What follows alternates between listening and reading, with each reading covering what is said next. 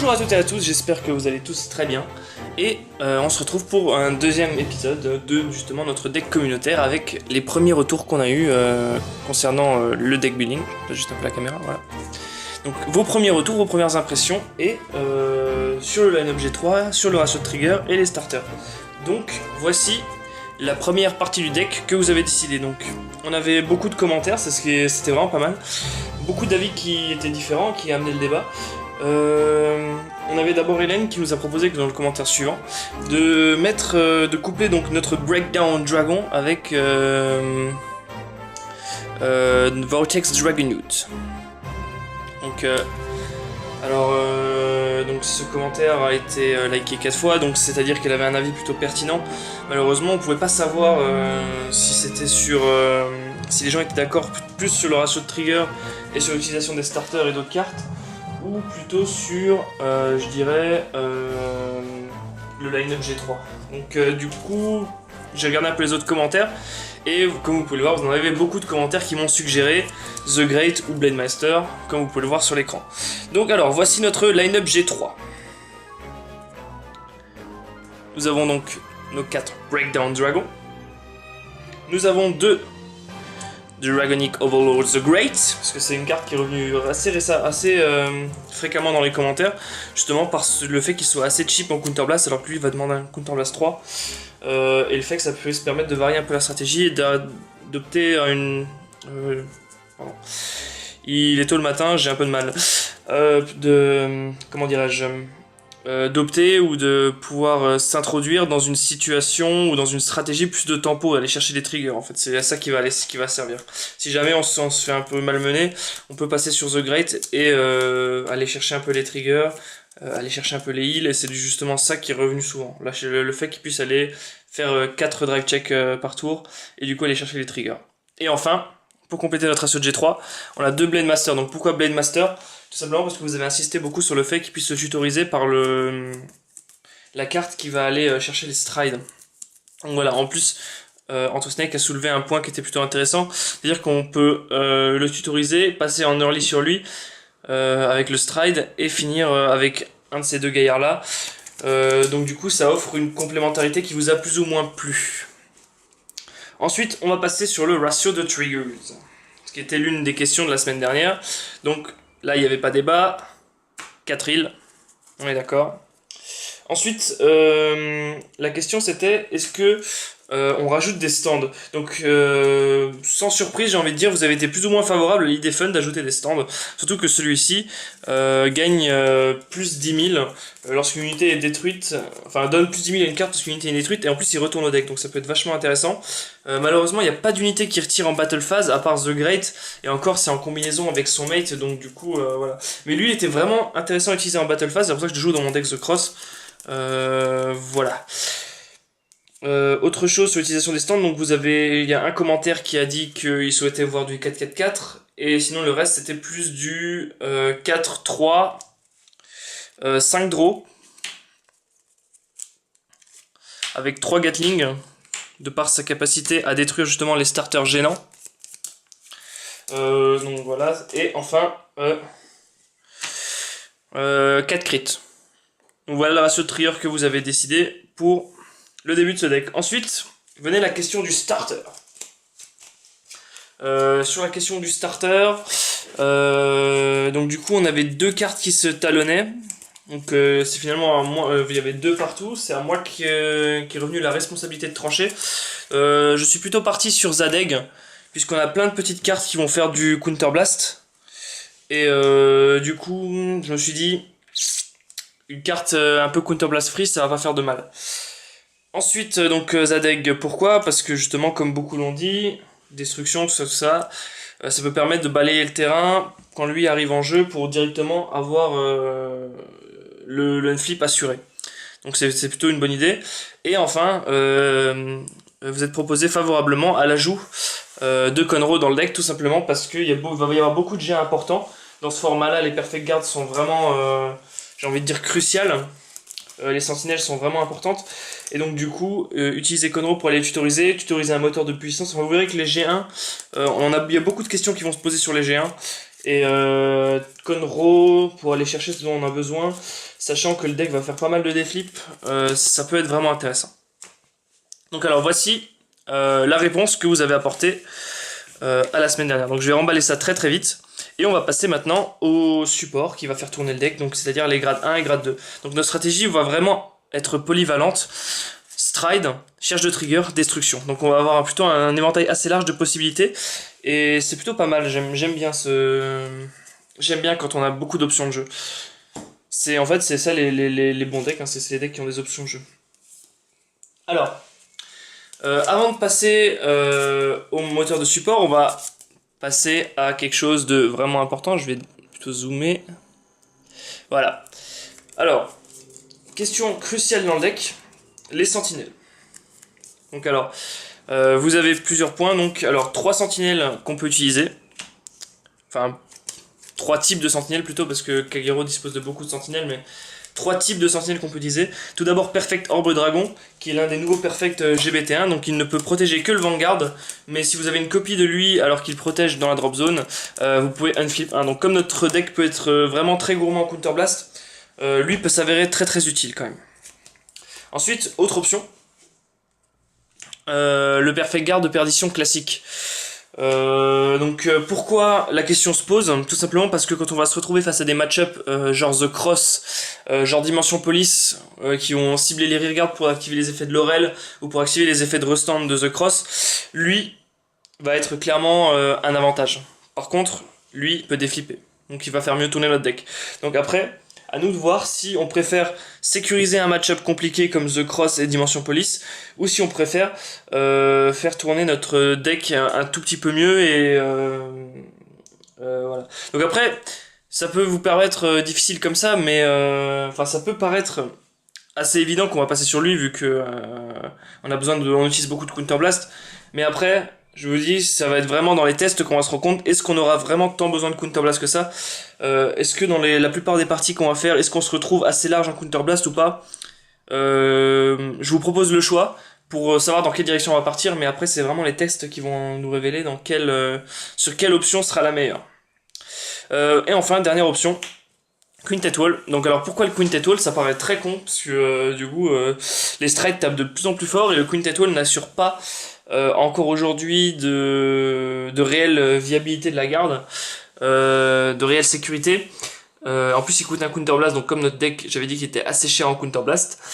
Néanmoins, le Quintet Wall peut être très utile pour feeder une légion, c'est-à-dire que pour avoir une légion il faut avoir 4 cartes en drop, la base. Néanmoins moi je suis quelqu'un qui n'aime pas défausser à outrance pour obtenir sa légion. Parce qu'après on a beau être en légion, si notre effet il fait pas le café derrière, on n'aura plus rien en main. Donc le Quintet Wall permet d'accéder à la légion très facilement, et c'est aussi un des paramètres du deck qu'il va falloir prendre en compte, comment on arrive à accéder à la légion, comment on accélère cette légion, tout en faisant en sorte de ne pas trop gaspiller sa main. Donc voilà, avoir la légion le plus tôt possible sans gaspiller sa main, c'est le rôle du Quintet Wall. Donc alors encore une fois, vous allez sur cette vidéo, vous nous dites Perfect Orb, Rampart Dragon ou Quintet Wall. Ou plus simple, G Perfect, Perfect ou Quintet. Tout simplement. Ensuite, on va passer au grade 2. Donc là, je vous en ai sélectionné 5. 5 grades 2 potentiellement utilisables dans le deck. Donc alors, le premier grade 2, donc c'est très simple. C'est le tapeur à 12.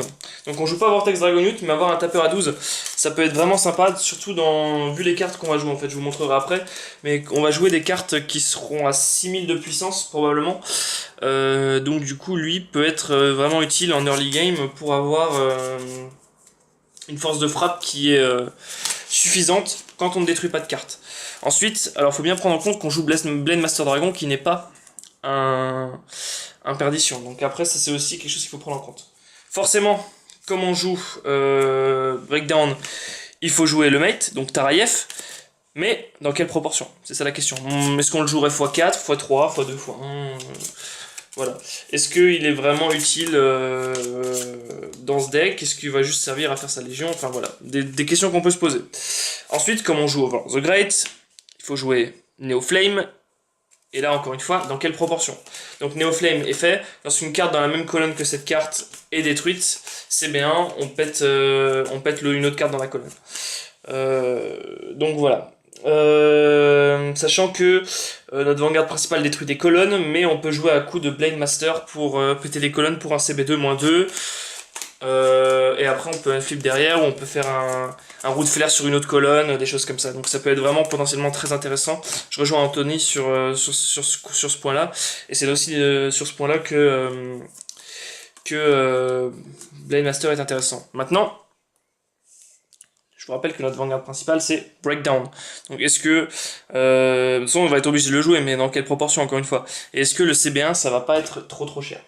C'est ça la question. Ensuite, comme il faut que pour unflipper avec Breakdown, il faut que l'adversaire ait moins de 2 rearguard, une des options de jeu c'est Ilham. Donc Ilham c'est un perdition dragon qui lorsque vous faites votre légion, le tour où, enfin quand vous performez légion, quand l'action performe légion se réalise, vous pouvez détruire une carte sur le terrain adverse. Ouais, vous choisissez une carte, un rearguard adverse dans la même colonne que cette unité et vous le retirez. Donc c'est gratos et ça peut permettre de virer un pour pas cher, enfin pour même gratos, et du coup ça vous permet de placer Breakdown plus facilement. Attention, il est conditionné au fait de placement de colonne, tout comme lui. Donc voilà. Et enfin, dernière carte sortie dans la GBT1, c'est Dragon Knight Tanaz. Donc voilà, lui c'est purement Roshishin. En génération de break 1, quand vous pétez une unité, il gagne 8000. Donc peu importe qu'elle soit dans la même colonne ou pas, ça veut dire qu'il peut potentiellement monter plus haut que Tarayev. Par contre, il sera à 8000 de base, ce qui veut dire que hors destruction, c'est nul. Du 8000 de base, on n'atteindra jamais les colonnes à 16, à moins qu'on joue des vanillas. Mais je pense pas que dans ce deck, on ait la place pour jouer les vanillas. Donc voilà, encore une fois, vous me dites les ratios que vous souhaitez pour ce deck. Tapeur à 12, gagne 5000 quand une carte dans la même colonne que lui est détruite et que le Vanguard est en Légion, donc avec Blade Master c'est un pur vanilla.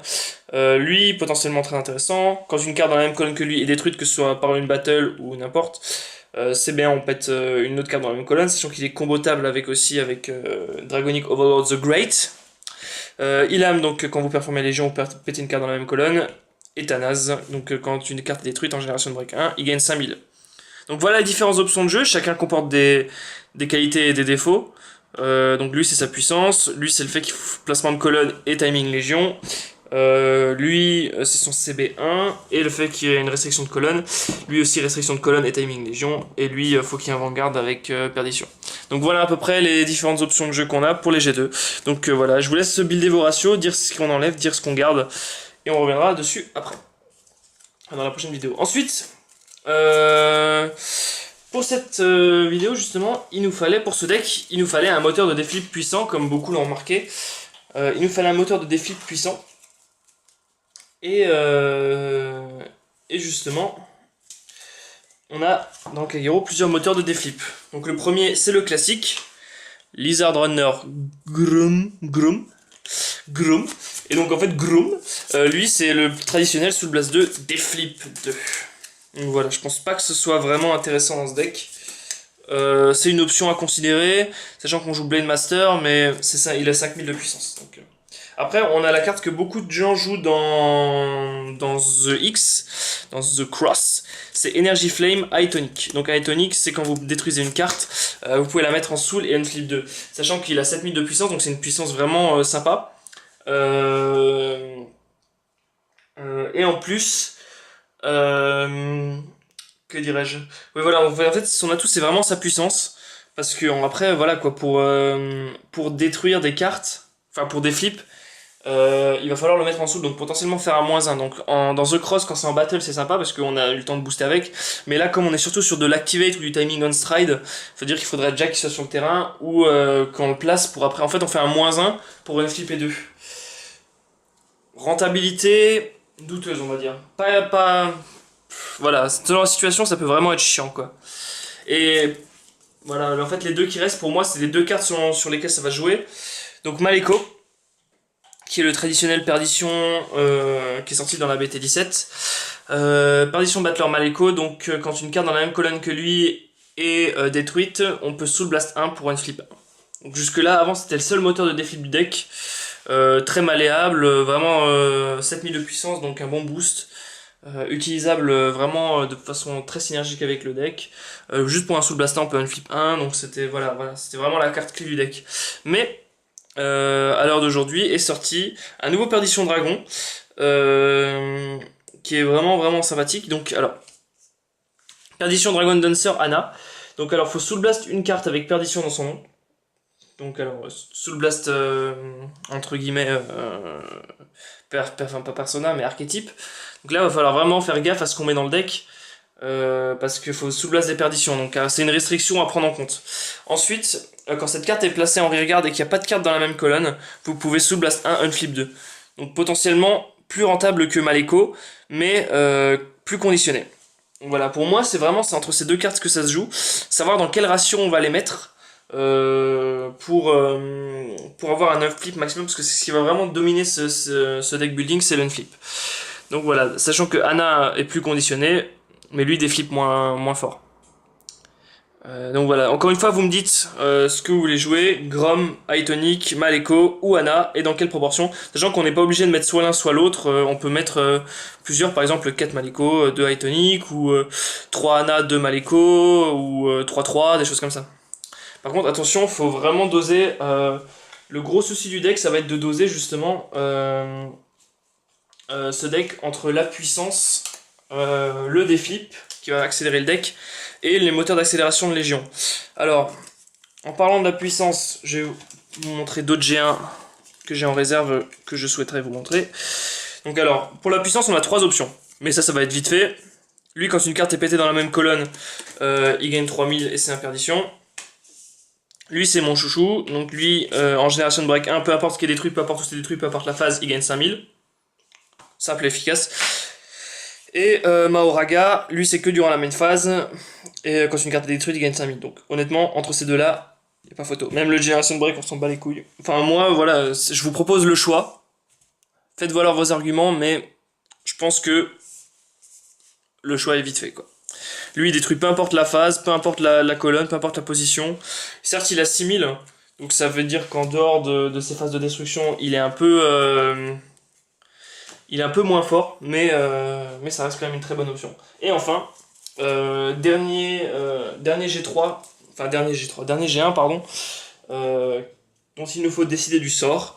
Alors vous savez qu'on joue 6 légions, ce qui signifie que les moteurs d'accélération et des moteurs des moteurs d'accélération de légion sans craquer sa main, c'est une chose qui va être très important. Donc alors je vous en ai sélectionné 3. Dites-moi si vous voulez les jouer, si vous voulez pas les jouer, si ça vous semble important de pouvoir accélérer sa légion, recycler sa main, des choses comme ça. Alors le premier c'est Seal Dragon Kerzé, donc quand l'adversaire a un G2 Vanguard ou Rearguard, on défausse ça en pioche 1. Donc là vous voyez que vous mettez une carte en drop, potentiellement un trigger sans perte de carte de votre main. Vieille carte mais efficace, Flame of Hope Aermo. Donc alors lui c'est quand l'attaque touche, on peut défausser un piocher 1. Donc l'effet, enfin son point fort c'est qu'il est répétable, son point faible c'est qu'il est à 6000. Ah oui, j'ai pas dit aussi entre Maleko et Anna. Maleko lui, son effet va s'activer dans un timing automatique à chaque fois que vous allez détruire une carte. Donc il est potentiellement plus répétable que Anna qui va être juste quand on va la call sur le terrain. Voilà. Et d'où l'effet de Conroe qui va pouvoir aller les chercher dans le deck au gré de nos besoins, donc c'est vraiment super sympa. Ensuite, Ayamo, donc je disais 6000, ça veut dire que potentiellement vous faites une colonne de merde quand vous n'avez pas en early game ou quand vous n'avez pas de destruction ce tour-ci. Le désavantage aussi, c'est qu'il va falloir doser entre nos boosts à 7 et nos boosts à 6. Si on joue au Goku Ryu, voilà, va pas trop falloir jouer de boost à 6, donc je vais vous laisser décider. Et enfin le dernier moteur c'est Dragon Monk Gojo qui lui est à 7, s'applique juste en condition de reste, donc n'est pas conditionné par ce qui se trouve sur le terrain adverse, ce qui est plutôt sympa. Malheureusement faut le reste, donc du coup se priver d'une attaque ou se priver d'un boost, c'est à voir. Donc voici les 3 cartes que je vous suggère pour accélérer la Légion. S'il faut accélérer la Légion selon vous, on peut très bien choisir de ne pas accélérer la Légion et de partir juste sur du stride. Hein. Oups, je fais tomber les cartes. Alors, je vous rappelle un peu le choix des G2. On va dézoomer un tout petit peu. Voilà. Donc notre tapeur à 12, notre carte qui pète gratos quand on fait Légion, le mate numéro 1, le mate numéro 2, et notre carte qui va gagner du power quand une carte va être détruite. Donc vous me dites si vous voulez, Whirlwind Dragon, tapeur à 12, Ilham qui pète quand on fait Légion, Tarayev qui est le mate numéro 1, enfin vous me dites les proportions. Hein. Voilà, dans l'idéal, 3 ou 4 G2 différents maximum, donc ça veut dire qu'il va falloir en éliminer un. Taper 1 pour Whirlwind Dragon, taper 2 pour Ilham, taper 3 pour Tarayev, 4 pour Neoflame, et 5 pour Tana, savoir qui va rester dans la Dragon Academy. Voilà, le prime de ce soir, qui va rester dans la Dragon Academy. Compte sur vous les élèves château. Voilà, c'était mon imitation de fou furieux. Ensuite, pour les perfects, tapez 1 pour Perfect Orb Dragon, ou envoyez par message Perfect Orb Dragon sur la vidéo. Ensuite, envoyez Quintet Wall pour le Quintet Wall, et Rampart Dragon, ou le Perfect Perdition pour le Perfect Perdition, voilà. Donc après, il faut aussi qu'on ait des ratios cohérents, n'oubliez pas qu'on a mis un Conroe en tech, donc il va falloir qu'on a déjà cet espace occupé parmi les cartes de support qui va nous rester. Donc ensuite, dans les moteurs de déflip, on a Ana, Maleko, Hytonic, non c'était de la puissance, et Grom pour nos moteurs de déflipouille. Donc voilà, vous choisissez Ana, Maleko, enfin vous déterminez les ratios de nos moteurs de déflip. Ensuite en moteur de puissance, bon on va que parler de lui parce que voilà, les autres c'est pas nécessaire d'en parler, je trouve qu'il n'y a pas de débat là-dessus. Et enfin, nos moteurs de recyclage de Légion, si vous souhaitez en jouer, de recyclage de main et accélération de Légion par la même occasion. Donc Dragonmon Gojo, Aermo ou Dragon Kirzé.